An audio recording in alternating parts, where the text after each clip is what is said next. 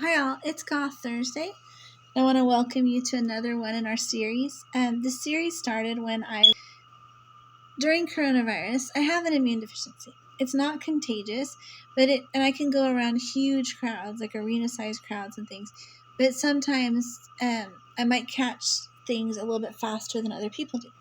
So I'm never down for very long, but it can be a little annoying. And so during coronavirus, I tried to manage it by not going out very often, just like everybody else. So I had my groceries delivered, I had my meals delivered and stuff, and it was lovely. And I continued doing that to this day, mostly for these reasons, to try to stay away from the germs too. And it's been great. Okay, I went to meetings all the way through coronavirus. That means walking to them, y'all, through the lockdown until about October or September, when I had to stop because people weren't wearing masks and it was getting kind of dark and it was like, cold, and I don't know. It just seemed like risky because I don't believe that you catch germs from the cold, y'all. But I might make you ill. So that's why I tried to, manage my going out at that time. And I managed to stay home more often. So I started getting on Reddit. I didn't know where Reddit was.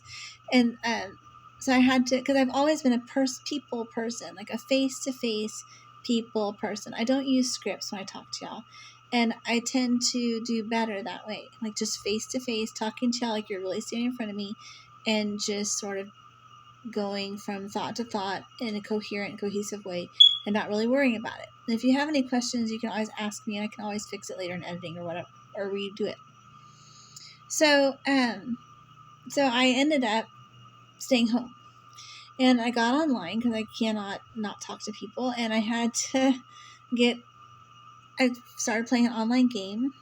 And I talked to those guys. And I had a Pinterest. And I'll show it to you. I have like 3 Pinterests. So 3 Pinterests, y'all. So then, and 2 of them, the stalkers have been using to advertise prostitution. It's really kind of creepy. But I'll show them to you. They're really cool. I might have to get another email to do it, but I'll do it. So, and I worked really hard on them too. So, on Pinterest, I was like, where is this Reddit? I have heard so much about this Reddit. Where is this Reddit? And they went ahead and told me to go to reddit.com, which I didn't even think of. I was thinking it was like Neopets. So funny. I was thinking it was like House or Neopets, and it was like this little region all by itself somewhere on the internet, like an applet or something. And so I was thinking it wasn't something that you could access unless you had a password or something. Whenever I say or something, it always means that I'm worried about what y'all are going to think of me, which you'll notice I'm not worried about most of the time, which is funny. But so I was like, okay. And I went on Reddit and I started talking to people and I met great people. And one of the guys that I met towards the end of my time before the stalker stole my email because he was jealous was this guy that's Goth, y'all. And he's Goth all of the time. And he lives in Baltimore and he's really sweet. And he's younger and I was helping him meet people because he's not very good with his words and stuff. But he is. I shouldn't say that because he's probably out there. But he's, shy. So, and I'm not shy at all. So I was helping him not be shy by giving him like little challenges to do. And he's like, well, you should do a challenge. I'm like, well, I'm already pretty good at challenging myself to do stuff. What do you think? And he was like, well, why don't you start that podcast that you've been talking about? And I was like, okay, I'll do that. So I started my podcast and I was like, okay, I need it to be more interesting. I have to have interest in this thing. And he's like, well, you need a challenge. So I was like, I tell you what, I'll be Goth every Thursday. Because I had been shopping for him and like suggesting clothes and makeup and jewelry and stuff for him to wear and all those things. And he wasn't having any of it because he's a guy's guy, but he wanted to be Goth, like just with his overall appearance, right? But I was like, you have to wear eyeliner and do all this stuff. So he's like, why don't you go and do all these things? I was like, you know what? I will, because I love challenges. So I started Goth Thursdays on my podcast. It took me about a month to get ready to do it because it's such a departure for me because I am far away from being a Goth person. But I've always respected the community and I've worked with people that were seriously Goth. And so I thought it would be great to try. So this is like, I don't know, what, the 10th Goth Thursday? Maybe the 14th? It's been a while. Some of them are two-parters, so I count them as one. But today I'm going to tell you a story about how Daisycakes learned about animal police. Because I did not know that there were animal police. I kind of knew that there were police who would come and take stray animals to the pound and stuff, but I didn't really know that they had police officers that were dedicated to animals, and that those police officers have rights, and well, not rights, but they have like the ability to infringe upon your space in ways that other cops don't, which is weird. So if you're ever getting divorced and someone hands you an animal, be really cautious, okay? That could mean something. So I had a great life in 2000. I was married, and I had just bought a house and a car, a new car, a 2001 Escape, right? And this is early 2001, I guess. I had had my house for a little while, but I had just bought the car.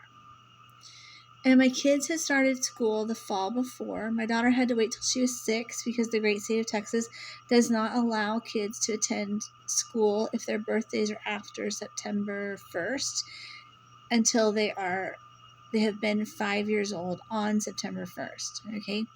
So she had to wait till she was 6. My daughters are less than 2 years apart. So for about 6 weeks out of the year, my favorite 6 weeks out of the year, I get to seem like a superhero to people because they ask me how old my kids are, and I can say, 5 and 6 or 10 and 11 or 18, 19 or whatever. And it's like the best thing. So during this period of time is when all this happened.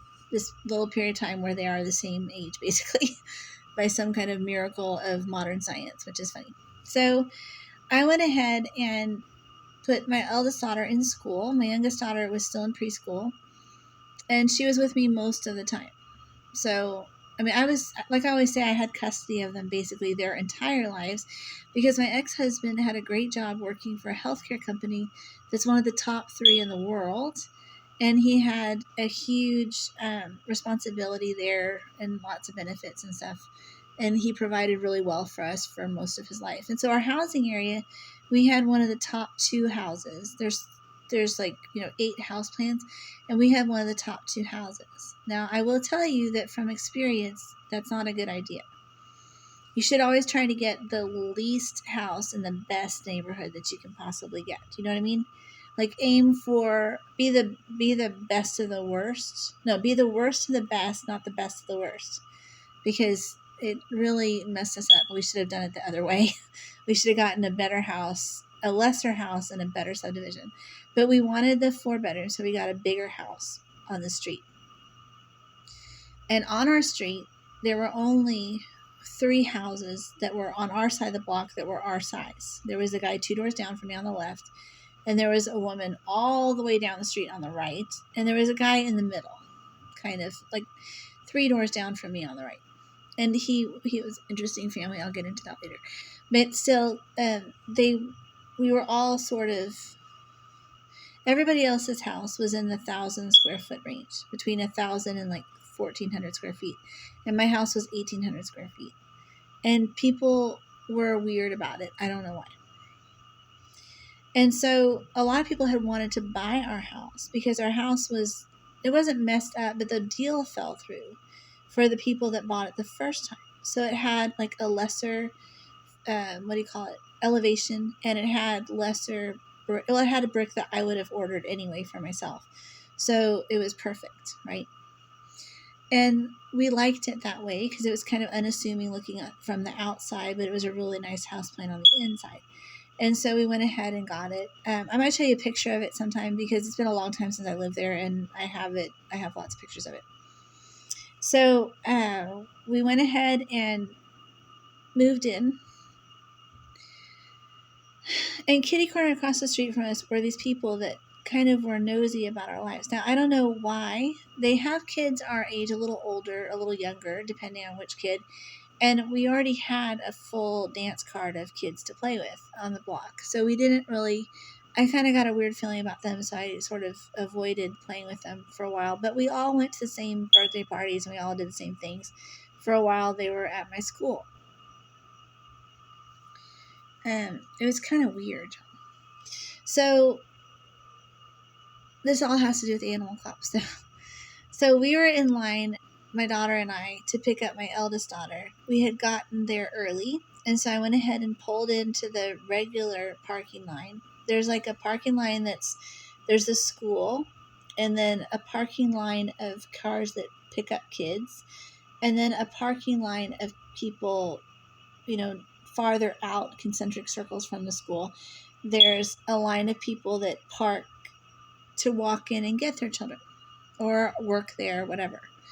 And so I had parked there, facing with the butt of the car facing the school, and I had gone in to get them. And I come out and we loaded up the car, and I pulled out and I did what I always do, which is pull around. There's one full set of cars in the middle of the parking lot, right? Butt facing the school, and then the other cars face my street. And so I had pulled all the way around those cars to get in line to go through, right? So I wasn't in the line of cars picking up kids. I was in the next line over, which had no breathing room. It was full of cars. And on the left-hand side of me, so on the right-hand side of me, there are kids in the pickup line and cars picking them up. And on the left-hand side of me, there were cars parked in the parking spots. And halfway down from there were empty spots. A full set of empty spots. So we were all in line. We were waiting. My lane was turning left. The pickup line has to turn right? So the woman to the right-hand side of me had a fit. And I don't know what happened. She sort of lost her mind. Because normally if you're having some sort of personal emergency, you would get out of your car and go into the school and ask to use the phone. Or you could have just, she could have just rolled down the window and asked a teacher to call someone for her. Or she could have done any number of things other than what she chose to do. So what she did was she decided to push herself between the car in front of me and me. And so she took her four-door sedan, which was like a nice car. It was like a Contour or something. And she pushed through the two cars. Now, I always put my emergency brake on in my car in neutral. It's a standard car. And I put my emergency brake on in neutral. It was an SUV, like an Escape, brand new. I bought it in that, February. And so it was our family car. My ex-husband had a work car that the kids never were in because it was full of equipment and things for what he did for a living. So we were sort of used to keeping the kids in my car. And my car was up off the ground kind of a bit because we had not the worst tires, not the best tires, but we had the upper middle tires, right? So she wasn't really, she was hurting my car. She was literally popping the front bumper off of my car with her car, and she was totally crumpling up her side of the car right by her kids and behind them. And on the other side of the car, her car was full of children. And on the other side of the car, she was also crumpling up her side of the car and kind of hurting the car in front of me, who I knew because we know everybody, right? Everybody at elementary school. And I'm a very social person. So we go to all the birthday parties, do all the things. And I would always talk to these people. And so I was watching the woman in the rearview mirror look at me what is going on? And I'm like, I don't know. So she pulled out and she pulled through the spots. And then she turned right in front of both the lane turning left and the lane turning right because there's a ditch there. And then she went down in a block and turned left into the subdivision. So I was like, guys, I knew who she was. I think she was like this, trying to hide her face. She does that a lot. It's kind of her way. And I sort of recognized her because she's my neighbor. So I was like, okay, I kind of need to see if she's okay because I didn't know if her car was going to burst into flames or if she was having some sort of medical emergency but she wasn't. Don't believe everything you hear, y'all. And I didn't know if she was doing any of these other things. So I didn't know if her kids are okay or safe with her because she was acting very unstably. She was swerving her car around in the parking lot and all kinds of things. So I was like, okay, so we followed her at like a 700-foot distance, which I've never followed anybody before, and I never followed anybody again after that. But I did want to see if she was okay. So I parked about 500 feet away from her car, like in the parking lot of the city park, which is in our neighborhood. And I watched as she pulled into a cul-de-sac, like a loop, kind of like a little upside down U shape. And she parked next to a sheriff's car and ran into somebody's house, or ran up to somebody's house. And her kids got out. And I was just like, what is going on? I mean, there's a nurse's office inside the school, y'all. And we were literally right in front of the nurse's office. If she didn't want to make a fuss, she could have gone up and knocked on the nurse's window, basically. It's just insane. So I was like, okay, she seems fine. So we went home and we called the police. The police officer that responded was this tall, blonde woman. She's kind of butch looking. She is married to a guy, though, but she's very butch looking and sort of intimidating kind of person. And she took my report. And I was like, I don't think the woman knows that she actually hit anybody. And she's like, what do you mean? I was like, I don't think that she's aware that she was in a car accident. I don't know what she thinks she was doing. Because she had to, like, go like this to get through the two cars, y'all. She had to, like, push through the two cars, like an accordion, but sort of like the reverse of an accordion, I guess you would say. Like a tin can if you squeeze it, right? So she had to push her tin can through, like, two bookends of cars. So her car looked like kind of a toilet paper roll if you squeezed it in the middle when she was driving it down the road. That's one reason why I wanted to see if she was okay, was because I was afraid she was leaking fluids or something, but she, like, oil, gasoline, but she wasn't. And y'all, she's fine. It was crazy. She was many times after that. Many. Okay. So I went ahead and was like, okay, I'm glad she's okay, but I don't think that she knows that she hit anybody. So maybe you should go check. So she went and she came back like 15 minutes later and she was laughing. And she's like, no, she had no idea that she hit you. She was shocked when she saw her car. And they never mentioned it to me. Not one time. But that was okay with me. I let the insurance company handle it. And I went ahead and filled out the accident report. And the woman signed it. And I called USAA. And on September 11th morning, I was actually dropping off my car to get fixed there. And getting my rental car so that I could, and I had to go get my daughter out of preschool and my kid out of school, and we just went home and sat and tried to avoid watching the TV all day. But it was very, very hard time. So it was like 2 days before September 11th about. And my daughter's birthday is September 12th.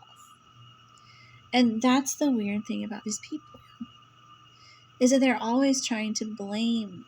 Like, they're trying to always ruin my holidays with my kids, and they're always trying to blame me for something bad that happens in their lives, like abortions or miscarriages or whatever, or like, car accidents or anything. I was literally broadsided by a woman, and people still think that was my fault. And there's literally no physical way I could have even caused that accident. It's crazy. But it's still really weird. It just makes me smile even thinking about it. Not the accident, because that was bad, but just how weird people are when they hate people. But see, I was 1/4 black, and my people don't know that until they see well, they do now, I guess, but they didn't know it then until they saw my mom, who I didn't even think about, because to me, my mom's my mom, and she's always been my mom, and I forgot a long time ago that she was even a different color than me. And I would have to, like I told you before, I'd have to go get her and all these things and stuff. But anyway, they're kind of racist, and it's really sad. So here endeth part 1.